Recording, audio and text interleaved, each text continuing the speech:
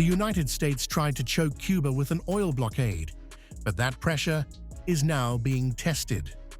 A Russian tanker docks at the Port of Matanzas with 100,000 tons of crude. The shipment arrives after a 96-hour unloading operation. Russia is already signaling more tankers are on the way. Cuba's energy crisis is deepening, with fuel shortages straining power and industry. This crude is now being rushed for refining to stabilize supply. Officials call it critical, but only temporary relief. These 100,000 tons, which are approximately 730,000 barrels, are not the ultimate solution, but undeniably they are an important relief amid the energy tensions we currently have. Now the task is to quickly convert this crude into higher value-added finished products, as we mentioned earlier. And that is the task. Right now, operations are already underway, loading ships that will depart for the refinery, where we will begin the refining process, and at this moment, the refineries are ready and prepared, waiting for the crude to arrive.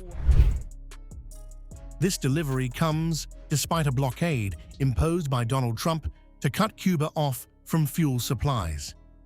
The policy was meant to pressure Havana into submission. But Trump says he has no problem with Russia sending oil, raising serious questions over enforcement of US policy.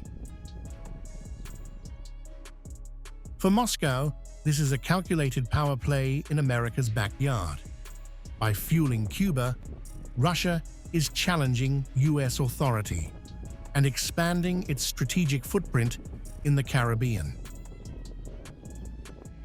To the people of Russia, to the Russian government, to the Russian Federation, to President Putin, and we personally have conveyed to the crew of this ship the deep gratitude of all the Cuban people who undeniably notice and know that this is a demonstration of the bonds of brotherhood that exist between Cuba and Russia for so many years.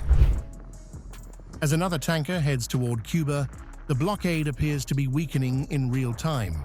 Havana is calling for an end to restrictions blocking fuel access. It is a sovereign right that Cuba has, and before the world, all it asks is to be able to negotiate, to advance in these international contracting processes on equal terms. The people of Cuba deserve the lifting of those measures that today prevent international suppliers from approaching Cuba to be able to manage and trade fuel.